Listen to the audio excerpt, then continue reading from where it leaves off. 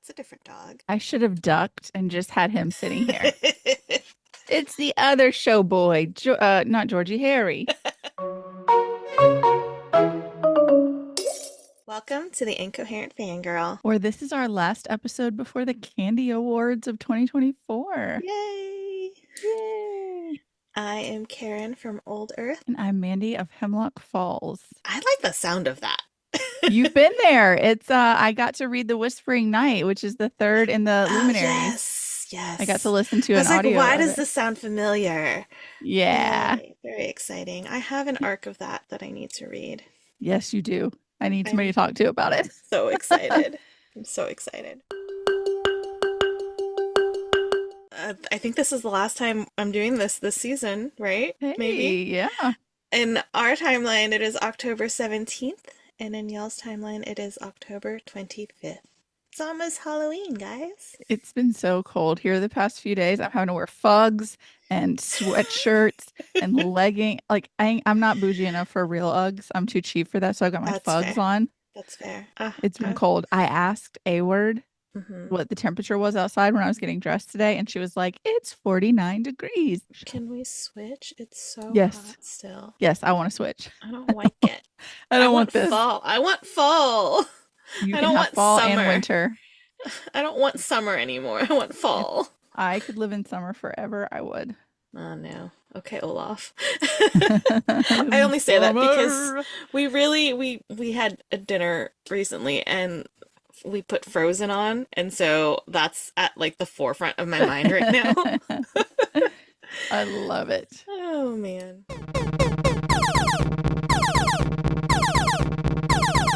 That sound means we have an intruder alert. Goodness, this is so exciting. Y'all, we have the awesome Ceci Robson here to talk about her new book, Bloodguard. We are so excited to have you. Thanks for being here. Thank you for having me and for being such awesome hosts in the few seconds we've had together. So, what we normally start out with is could you tell us or tell the listeners, anybody who hasn't heard, kind of the quick elevator pitch for the book? Oh, geez. I'm not supposed to. This is how I pitched it, even though it's not the pitch. So, Susan Collins, please don't be angry at me.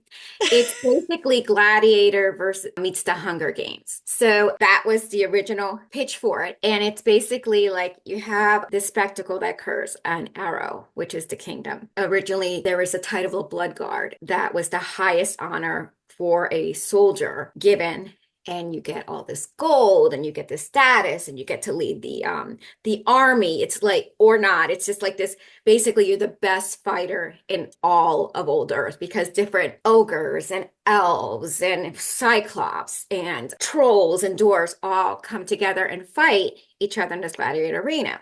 Now, originally, the way it was set up, it was just to basically determine, again, who the best fighter is in all of Old Earth. But as it progressed, it started to become more violent. And the story starts with the queen, who's been in a coma for 3 years, has just passed. So in the time that she's passed, the regent, Vitor, has set it up to become more bloody.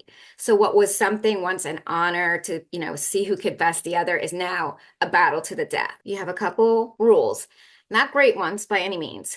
But basically, if you're still standing and live through the event, you win. But in the process, you don't know what you're getting into. It's a betting arena. Back in Old Earth, the kind of violent Lord of the Rings era, but a different Middle Earth, I think, is much more friendly. Yeah. That's saying a lot. True. That's true. They've got Sauron. So what happens is it starts to become more violent. And the rule is there's no entertainment back then as it was when the Romans and the gladiators took place. There was no television. There were no podcasts. There was no incoherent podcast. There was no radio, not real anything. I mean, public stonings were an event. Hangings were an event. And so were these gladiator games. So there's a betting process too. You come in, you have this huge arena, which I based on the Colosseum in Rome. And each level, the closer you are, the hierarchy you have in royalty. Like that's all royalty. And then it's like, the middle class. And then the lower class, you get the little seats like I get when I go to a concert, and like the person I'm there to see is roughly the size of a Rice Krispie. That's that. That's probably where I would have sat. And you get to bet. So the gladiators come together. They don't know what they're facing. You get this pile of weapons. You get to choose two. That's it. Ooh. And you don't know if you're facing like a spider with 10 heads or another gladiator, or if you have to best them because you have to run through fire. You don't know. So it's not only the anticipation of a fight, you don't know if you're going to kill your best friend. Yeah. Lee is in this because originally he was looking at the gold. He's just basically a migrant worker. He is from a very, very poor realm of gray, and he's from Ciertos, which is part of gray. And they only have one way out. They only have harvest this one plant that kind of makes this very, very special and the best perfume in the world. That's all they're known for. But it's like the people who discovered it are the ones that are making the money. They're basically immigrants. And I was born in El Salvador. So when you grow up in El Salvador, things are starting to change a little bit, I think. You can have the best education. You can have all these degrees. But if you don't have a job, you're still selling juice at the market. Yeah. So it's kind of based on that in a sense that he could work all his life, but he will never have more than he has. So he just wants more for his family. He has a mother, he has two sisters, one that's very ill. And he knows in the first match, he's like, if I don't win this, I'm not going to have enough to send home so Violet can have medicine. She might die. Like, so there's always this constant pressure of who he's fighting for, in addition to the actual fight itself. Right. So, you Gosh, play there's so much. MMA. I love MMA. You don't play that many. If you do MMA, you're either going to win or lose, but either way, you're going to get paid and you're going to survive. And there's the stress of Right. winning a fight, but this is stress of living or dying. And if you die, in a sense, your family's going to die with you. Hmm. So Ugh. it's very, very intense, very violent, and very proud of the fight scenes because my husband and I act them out. I love that. That is so, Karen yeah. told me that, and I read that that and is I was like, that is hilarious. amazing. I love that. There's this one scene I'm working on now, and we had to go over and over again because I'm not as flexible as I was when I first started writing my scene. No, I'm sliding across the mud. If I go back, like like sliding on our wood floors, leaning back, and something cracked, I'm like, okay, pretend I'm still sliding. Okay, can you help me up so I can pretend to come up this floor? I love it. That is unique and so cool. And Bloodguard is unique in a lot of ways. One of which is we don't often see in like fantasy and romantic fantasy and, Red Tower books, we don't often see a male point of view as like the primary. Was that intentional to kind of break a genre norm, or were you like, no, I just want to tell his story? Well, it's funny. My first series that my agent sold, and the first I became published with, is The Curse, Sealed with the Curse. So it's about four sisters that are different from any being a vampire, werewolf, or witch on Earth. And what happens to them when the supernatural community becomes aware of who they are and what they can do. And their powers are from a backfired curse. So things don't always turn out the way they wanted to. But they make this close-knit circle of friends. And one of their friends is Brent and Danny. They're two guys. And for some reason, I always had this connection to Brent. Like I really, really got to know him. And Penguin at the time wanted a novella in between a couple of the books. So I'm like, talk to Brent's perspective. And I was actually really happy with how he came out. Like all the sarcasm, all the issues that the way he didn't see, like there's a scene where Celia's a golden tigress. So she can turn into a golden tigress and they're fighting something and this tree comes crashing down on Bren. And she's trying to move it because she's strong, but she can't. She goes, I'm gonna have to change to get this tree off of you. Don't look. So she takes her clothes off, and he's just like, wow, she's really hot. I wonder if she and Eric ever told you not to look. He's like, I never agreed to that. And he's like insulted. He's like, I never agreed to. I never said I'd not look. You just told me not to. So it was fun coming from a guy's perspective, like a stereotypical kind of frat boy, but with a heart. And that was always Bren. And when I first conceptualized this series was like 10 years ago. It was Really? originally 4 books. The first one was Gargoyle. The second one was Bloodguard. The third was Elf Lord. And the fourth was Dragon King. So Gargoyle went to acquisitions right away. But Romanticy didn't exist that. So they passed on it because they didn't know whether to market it as a fantasy or as a romance. So they passed. Oh my gosh. Oh. Yeah, so it's just like, oh, okay. And they're like, plus, it's interspecies dating. You got this gargoyle, you got this girl. And I'm like, and now it's like, nobody does That's what that. And I'm everybody like, wants. wait a Yeah. minute. You were ahead of your time. Yeah. Years ago. So I had worked once that was passed on, my agent's like, well, start with Bloodguard, start with that second Yeah. book, see if we could sell because this way they can't say, it's interspecies, dating, because Maeve is an elf, it's more accepted. I'm like, okay. So I wrote the first 50 pages. And it's that the first action scene that is now 5 chapters in Bloodguard was the one I just got to very much perfect. I think I wrote 50 pages and my agents, sent it out and I never heard anything about it. She goes, okay, I want you to work on this. I'm like, okay. And then I think it was 2 years ago in July, my agent, who is like my best friend in the world now, she calls me. She's like, send me Bloodguard. What? Send me Bloodguard now. What? Send it to me. I'm like, okay. So, skimmed it. Hey, I yeah. sent her the 50 pages. And the next day I had this contract with a tower just based on the first action scene. That's That So is incredible. so cool. I know. So, but that's before Red Tower even got started. They were trying to build Red Tower before it even had the name Red Tower. Oh Because they named my it like a gosh. couple months after I was contracted because they were trying to come up with basically their own part specifically of Entangled since it has, so many different like genres. Right. Right, One that right. was specifically romanticy, and they were trying to come up with names. And Liz Peltier, who was, I have to say, is a genius when it comes to editing.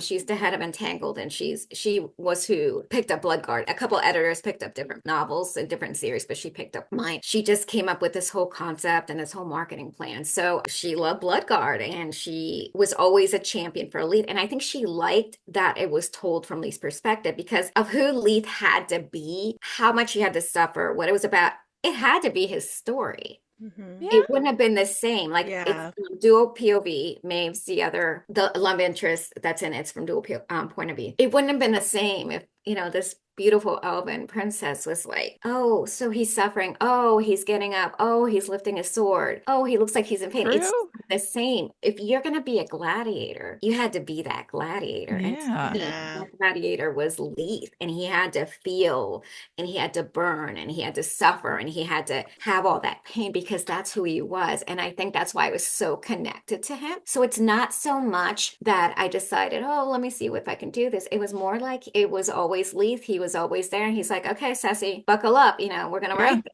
And it was Yeah. just, he just always automatically came to me. What's funny is because I've written more from female perspectives, Maeve was harder for me because Leith and I had been together 10 years at this point. I knew Yeah. who he That's a was. good point. Yeah. Yeah. That's a good point. I absolutely knew who he was. He's this immigrant who just Yeah. wants something better. He just wants a little better. Hmm. And And you're like, who's this new girl coming it's in? pretty much because like it's really hard to make her likable in the beginning because she's rich, she's a princess, she's a healer. And the big thing was like, nobody's going to be able to relate to somebody that's this perfect. Yeah. And so that was the challenge with her. Well, what's her goal? Give me something. So slowly with Liz and I, we just began to build her. So once I figured out who she was, I was like, I got her. But Yeah. she was, because it was always Lee's story and because you want to relate to someone, a female. If Oh you're yeah, too awesome, definitely. if you want them to die within the first couple pages you're reading, you didn't do a good job. So the challenge is what's going to make this us as readers root for this girl? Yeah. Yeah. What's going to make What's her going to humanize her, even though Right. she's an elven princess? What's going to make her more human to us? Right, exactly, especially since we start off in Leith's point of view and he's exactly. like, she's royal. She's a Yeah. princess. Like, so yeah. Yeah, I mean, she's actually everything that he despises. Here's this Mhm. rich girl who's never known a day of suffering, who has everything she needs. And I made her specifically a healer because I've been a nurse for 23 years, and I'm thankfully in a position where I can just write now, and that was always important to me. And I also wanted to soften her a little bit because she doesn't. Healers are very uncommon in older because the amount of study it takes and dedication it takes, and she specifically wanted to be able to have this skill for her people, for the poor. And I just thought that was very endearing because I always thought, and I hopefully will still get the opportunity to do this, go to a third world country and just like give immunizations or help the poor. I just think I'm very passionate about that. So I could see May, these are her people. She wants them to not have to pay all this gold just for someone You who shouldn't have broke to. their baby or someone who's sick, or I know as you know when you think about like when there was a vast immigration and on Ellis Island, like there were some people that were sick, and they would go into pockets of these communities where everyone in the community would be sick, and kind of all kind of infect each other because of the poverty, because of the conditions. Yeah. Maeve didn't want her people to be To suffer. hurting at Yeah, all. to suffer for something as simple as Being born into hunger the or wrong needing place. Yeah. basic medical care. Right. And even though I hadn't intended it this way, Bloodguard is very much a story about immigration. Yeah. Yeah. And Arrow is the United States, the land of milk and honey, the land all these people are trying to get into. And, a few people are like, this is very political. I'm like, but it wasn't the intent. It was just Right. the story. And, because y'all know reality is really scary. I'm like, well, I'd rather dive into that fantasy world. Yes. Yeah. Absolutely. That's why we read so much. To Exactly. escape. So, no spoilers, but there is a certain twist at some point in the book. There's a few twists. Yeah, there's something very specific that we find out that kind of is I've gotten hate mail for it, yeah. Oh my God. Oh my God. And I messaged you on Instagram. I'm like, Ceci. But you were one of the haters. I was nice about it. I was very nice. I was like, it's okay. I'm like, this you is were nice about it, but I could tell you hated me.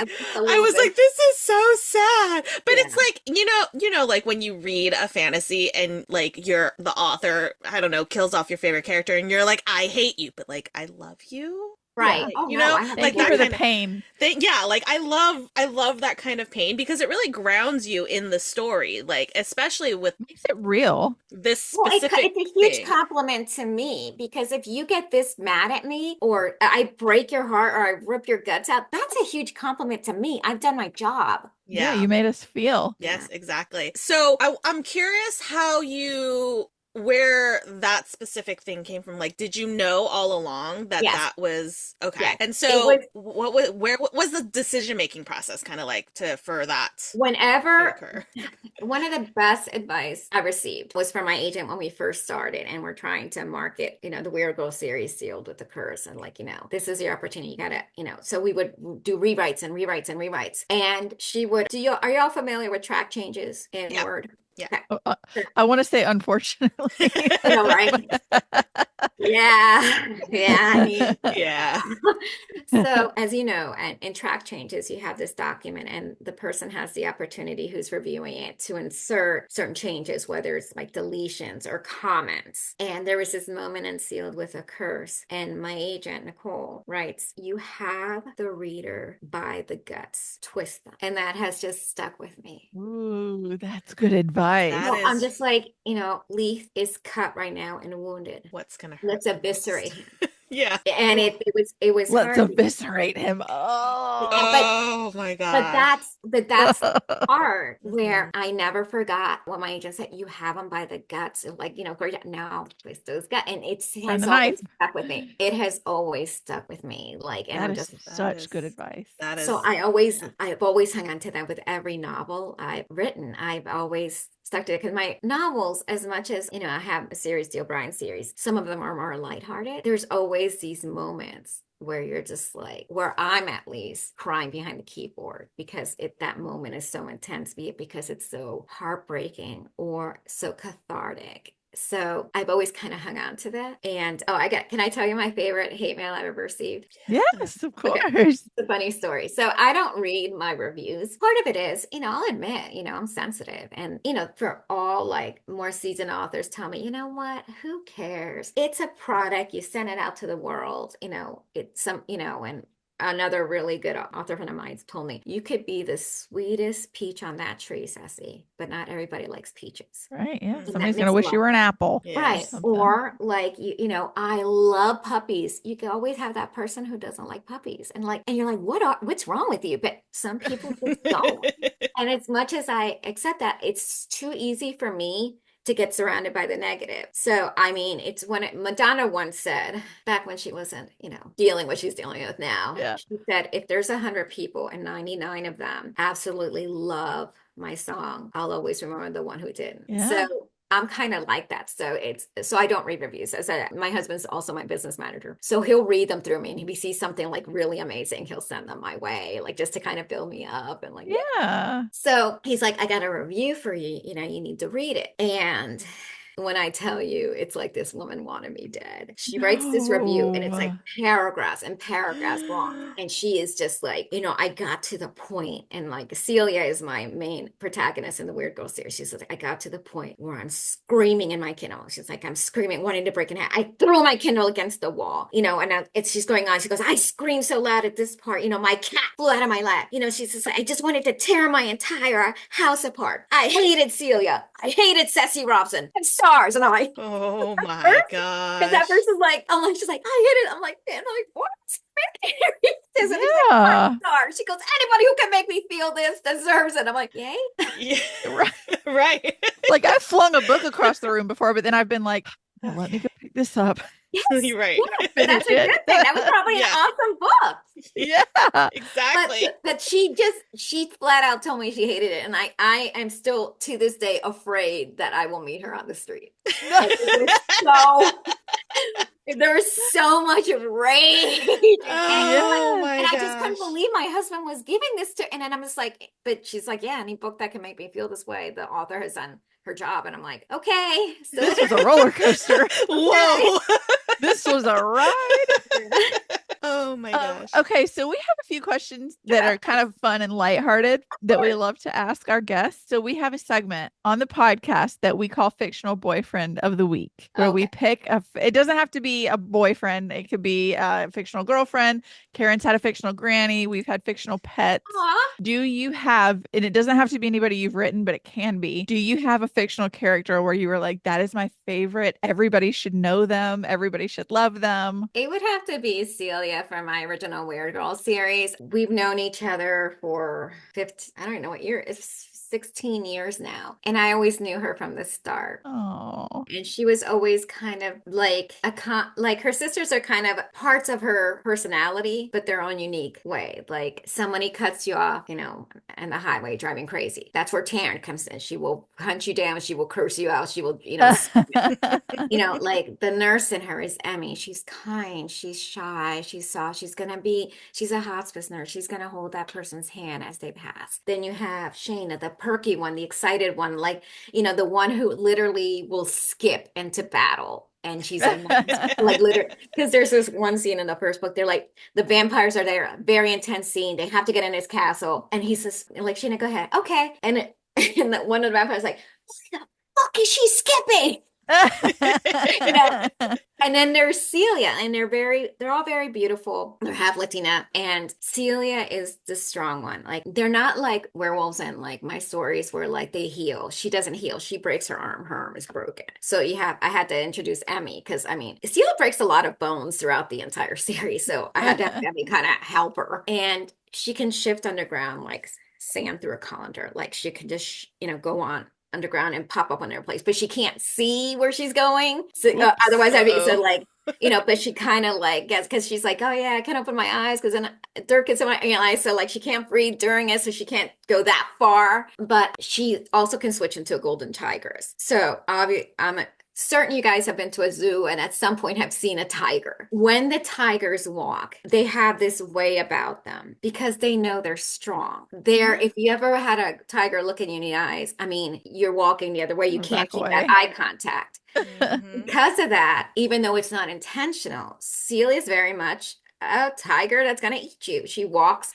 So she is disastrous with men. Like disastrous, because most of them are scared to death of her. They go to her, less threatening, pretty sisters, and she's just kind of used to being ignored. And I love that about her because she is strong, she's caring, she's beautiful, she's brave. But I love that aspect of her being just disastrous with men. Like she's just like, why is he looking at me? And Bren, the guy, who's like, I never agreed to that when, she takes her clothes off. He tells her the best thing. He's like, because she's hurt. I mean, it's hard for her to, watch her sisters get picked up. She's always the one that's sitting at home on Saturday night or, Yeah. left us, drink her beer alone at the bar and just, kind of hang out. And Bren gives her the best advice. He's like, you need to find someone that matches the strength of your beast. Aw. And I that just love kind of that. came to me. And that beast ends up being a werewolf named Eric. Oh. Yeah, so it's so I just have always had a soft spot for her because Taryn's this sexy bombshell. She's always gonna have the guy. She's always gonna have, she's always gonna be the dumper. She'll never be the dumpy. She's always gonna be like, traffic stops for her. And she, she's hot. She knows it. She has a mouth on her. She knows it.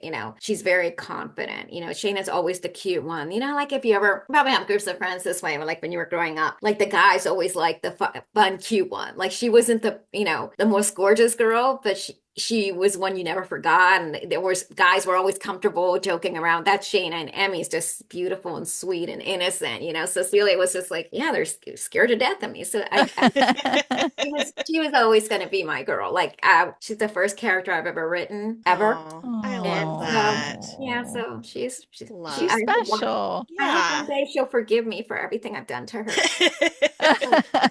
She's it. I'm Awesome. sure she will. Okay, we only have a few more minutes with you, I'm so but sorry. we I'm so sorry. do No, want to know. you. No, you're good. But we do want to know, like, we're obviously going to be recommending your book because we love Oh, it. thank But we want to know, like, what are you reading? What are you recommending? Like, it doesn't even have to be something Oh. like right now that you're Oh, reading. If you I'm have an reading all-time. something right now and that's so much reading. I'm doing the audiobooks because I don't have time to read because if I'm sitting somewhere, I'm writing. Yeah. But Abigail Owens, The Games Gods Play. Oh, so good. Yeah. Isn't it So good? good. I'm at the part where I don't want to give too much away. Yeah. Spoilers. I just like the sexual tension between her and the guy. Mhm. Yeah. Like literally, like, and the person who does the voice is really good at doing, I don't want to even say the male, I don't want to give anything away, but the Yeah. the guy. And some of the things he says, I'm like, ah. Like, he's like, you have to pause it, just, ooh. Yeah. It's like, That wait a is minute, I a got a good- flare. I I love. immediately love the protagonist, Lyra, which is funny. The other thing about this, in Bloodguard, Maeve's sister, Giselle, used to be Lyra. Right before I went to print, they made me change her name. I'm like, but she's been there for 10 years. Because Abigail had named her. Oh my Lyra, so I had to god. change it. That's so funny. That's I so had to change it. crazy. And it's so, and like, we don't like doing entities. I'm like, oh, you're. Yeah. It's just like Lyra from the start. She's always been Lyra. Now she's just, I'm like, and I had to pick a new name for her. And like, they hated all the other names. I'm like, Aw. and my Oh, agent let me publishing. in on a little secret. She let me in on a little secret. She said Kaylin, one of Maeve's friends, was one of Rebecca Yaros's and Fourth Wing's male character's friend, one of the main one, and she made her change it. That's wild. Or it was, yeah. So Publishing is crazy. I know, I but it's just know. like when she told me, I'm like, okay, I'll change her name. You're like, oh, Yeah. I made Rebecca Yaros change something. Well, I exactly, can do like this. that. I can And so, change this. so I'm like, well, I guess it's fair. Yeah. So it all That's makes sense. funny. But That's Oh a my good gosh. one, though. I That's like a good that. book. Yeah. you want to that's a good hear some of the dirt that goes on. It's good. It's funny though, because once I heard that, I'm like, okay, no, that's Yeah. Yeah, I can concede. Well, but- speaking All right, of, last yeah. question. What comes next from you? All right, so I'm working on the second book, and it's so hard because I found out today Bloodguard is a best book of the year for Barnes and Noble. And Yay! I it's mean, not that also- we're surprised. Yeah. Oh, thank you. And it's We're not also surprised. a book. It's the book of the month.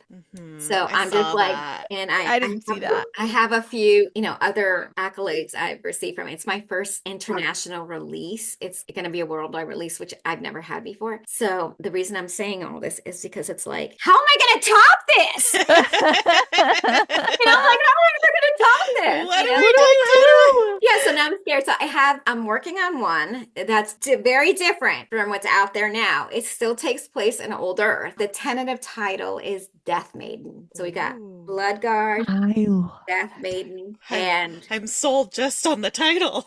am sold just on the title Yeah, and I author. love it. Well, speaking of which, we do have to give you a little bit of bad news. Oh, yeah. Now that you Oh. have been on the podcast, you're actually legally obligated to come back for all future book releases. I would absolutely love that. We're so sorry to inform you. Oh no, if I must. No, I would love that. Thank you. Yay. Oh, Thank I you hope so the much. title stays Death Maiden. That Yes, is because that is so metal. really, epic. really like it. Well, All thank right, you, everybody. Ceci. Thank you. Everybody go pick up Bloodguard. It is out, I think, next Tuesday. week, right? Tuesday. So by the time this episode By is the out, time the the book episode's out, is it's out out. in the Go world. get those edges. The edges. Yes, people, if you haven't seen them, go look them up. It's so, and all honestly, like there's something about this white Yes. cover with the red that is It's just so beautiful. The So actual go pick it up, y'all. Yeah, the actual book is so embossed and different Ugh. colors. Like the crown is silver, Ooh, foiled, and love. everything. It's stunning. Yes. So So if y'all thank are you. listening to this episode, go to your Go local get it bookstore, before go it's pick it gone. up before it's gone, Yeah. because it is a limited print run It for is that limited. first. So thank you so much, Ceci. It was so We great had talking so to you. much fun with you. Oh, Karen, Mandy, it's my pleasure. Like anytime, if you see me at a convention or you want to drop me an email, I'm always up to talking. You guys are great, so I Thank appreciate you you all so so much. much. We'll Thank talk you. soon. We've had so much fun. Thank you. Bye. Bye. Oh, she's, she's so so- adorable. She's so cute. That was I fun. love her so like I'm I want to go to dinner with her and get a bottle of wine and just like Oh, it would be more than one have a bottle of gab wine. fest with It her. would be at least 2 or 3 bottles. Yes, just that it like that would be be so much fun. She's it would- got such yes. like an infectious personality. Yes. Like you Ah, just want to sit and talk with her forever. so much fun. Yay. Yes. Okay. Time for, I guess, an announcement. Yeah. Not really. Well, I guess we do have a couple announcements. So first off, we're going on summer break. Summer Winter break. See, Hey. it still feels like summer over here. We're going on winter break. So we are taking the month of November and December off. We will be back. Our first episode back will be mid-January, but stick around because we may or may not have a surprise in store. Yeah.